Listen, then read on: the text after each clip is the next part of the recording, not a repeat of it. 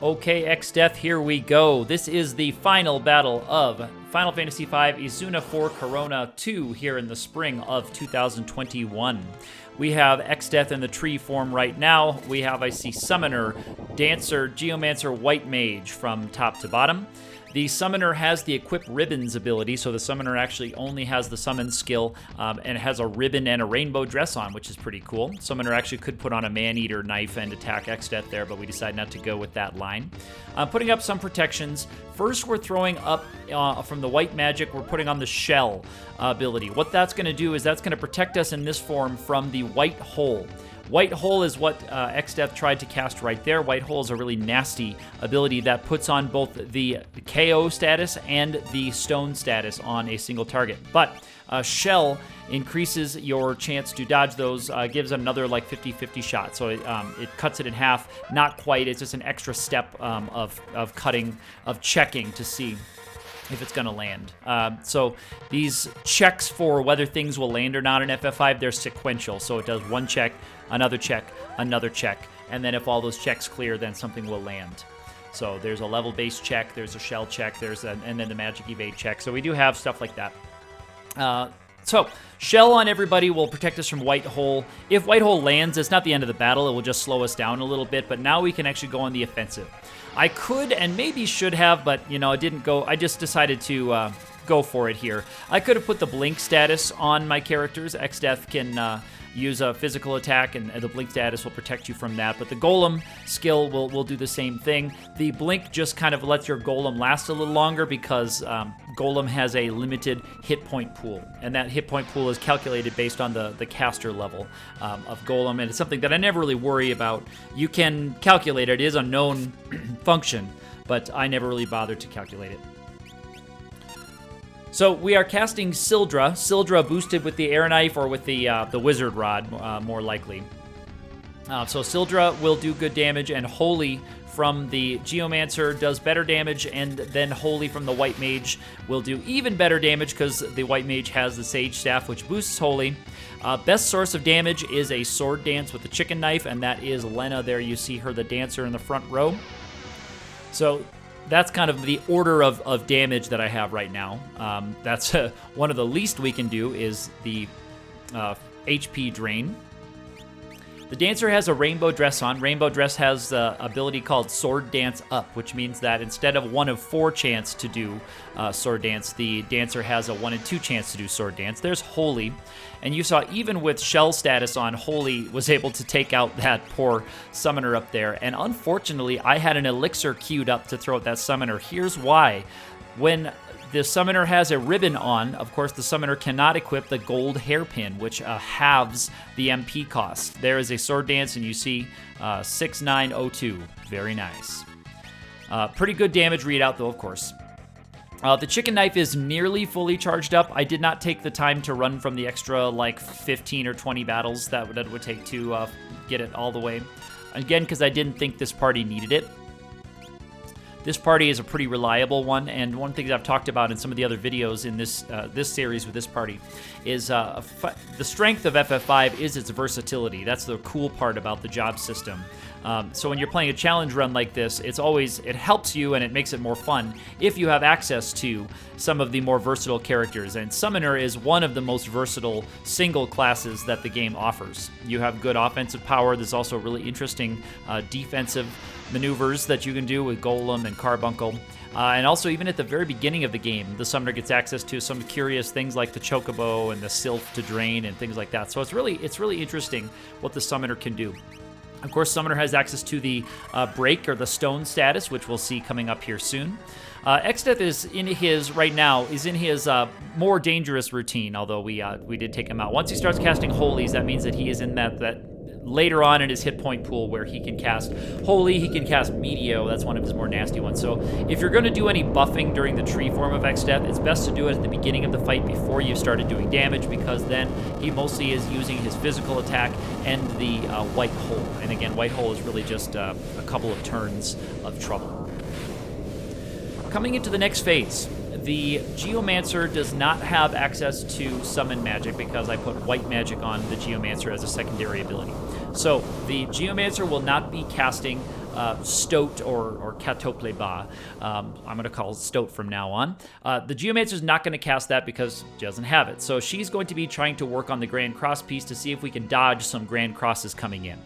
Grand Cross piece, if you haven't played this part before, it has a big hit point pool, and it checks its routine based on its current hit points. And so it goes through this sequence as it looks to see what are my hit points, and if it crosses the hit point threshold, it resets its sequence. So it kind of counts down to a Grand Cross, but if you can get it past a hit point threshold, it'll reset the count. It's not the same length of count, but it kind of goes back to the first step of a countdown timer, not the same one, because they start to get a little bit closer. The bottom part there casts Almagest. That is an all-targeting Holy Elemental spell. There's not much I can do besides Shell. Shell will cut the damage in half, and a couple of my characters may be able to tank it if we get good damage rolls.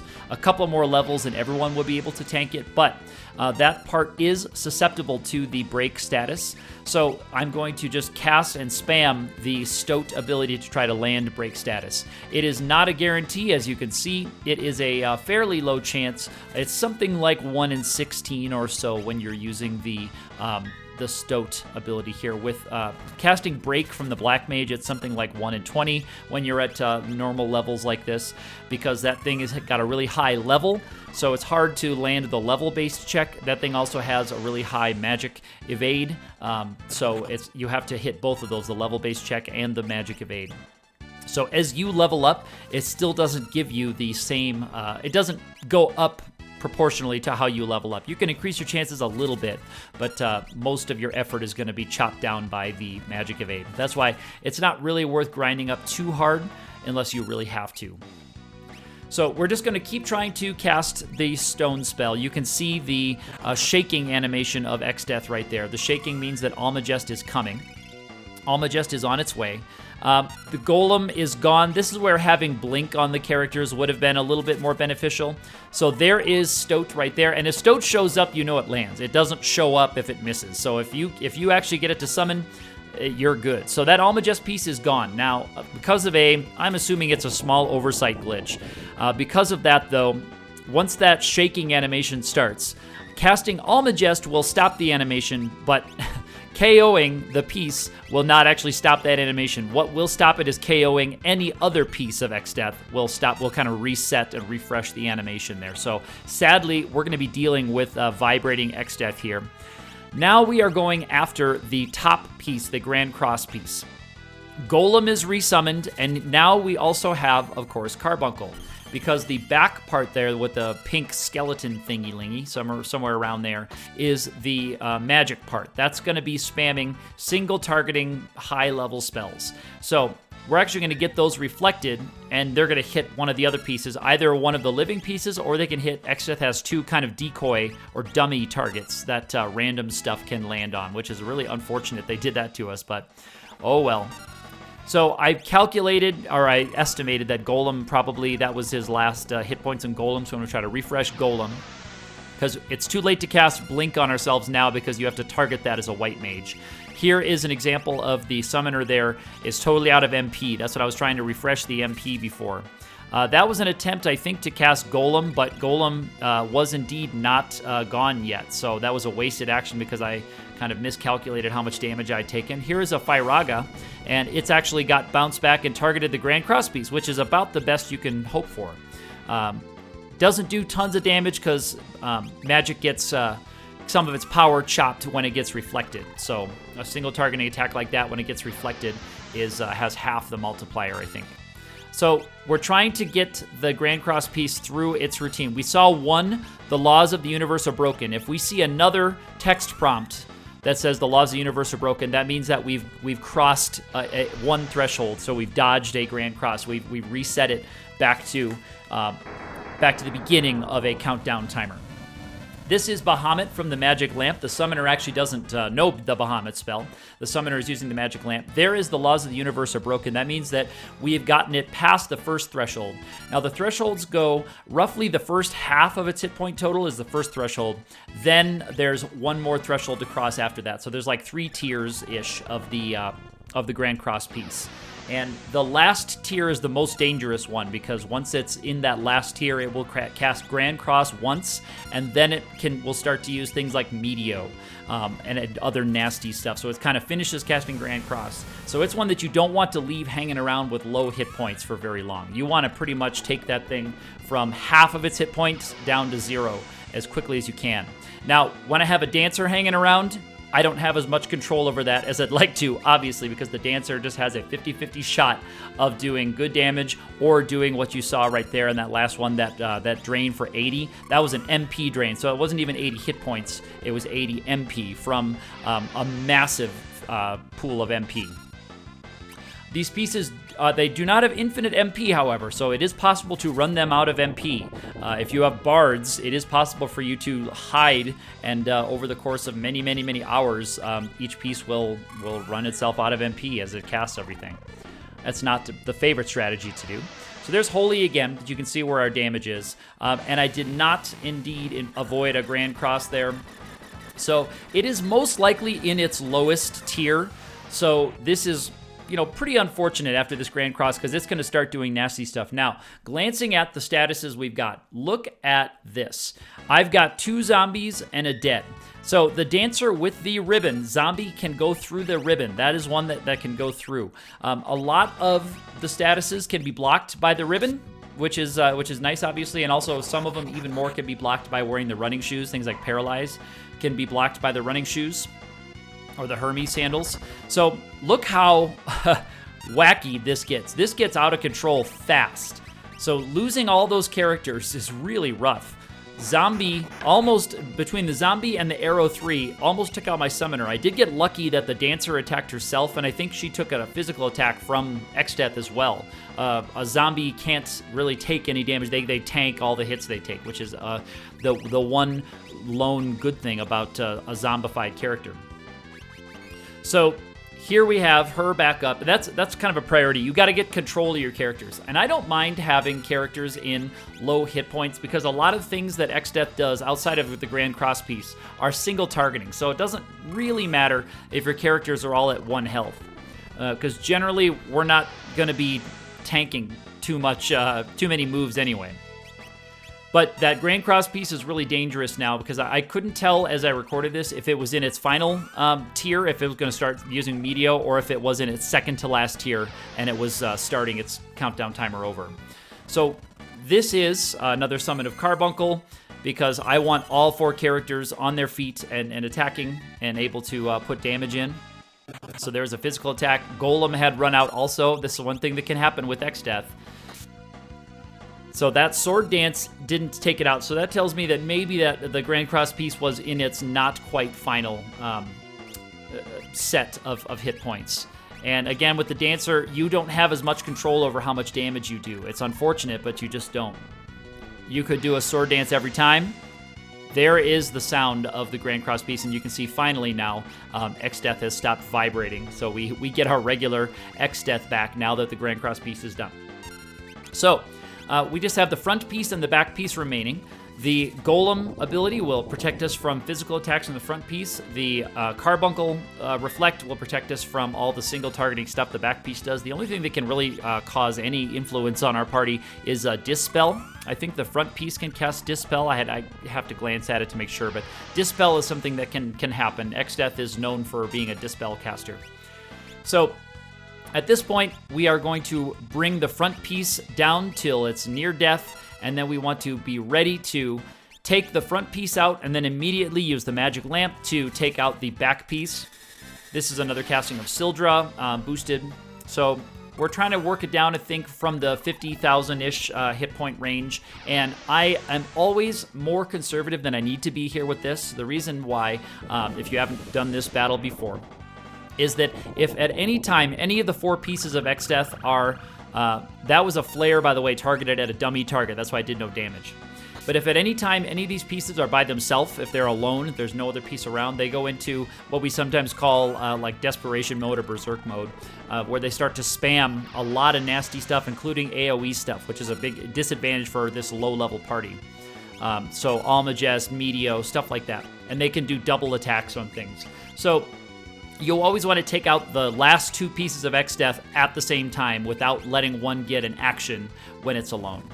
So this is my standard strategy. I do this with nearly any party setup I have. Some players like to get rid of the back piece from the magic lamp immediately. That trick works like this. That back piece is not set as heavy type, so it's not really set like a boss. And if you cast the Odin summon out of the magic lamp item, Odin will automatically, if there is a non-heavy target, will use the Zantetsuken, which is an instant KO move, and it will take out anything that's not heavy, including that last piece of the final boss. So if you use the magic lamp and it's lined up to Zantetsuken, it will take that piece out. Some players get rid of it early, and then they figure out what to do with the other 3. I prefer to leave it for last because its single targeting stuff doesn't do too much to me. Delta attack can turn you to stone, and if it does enough damage to KO you, then you have to do the same thing as White Hole, where you revive and soften a character. And then the front piece, again, the same thing. Doesn't really do anything nasty when it gets low on health, so you can kind of take your time with those. Grand Cross, I don't like to leave that hanging around because then you're eating a bunch of Grand Crosses and you never know what statuses they'll give you.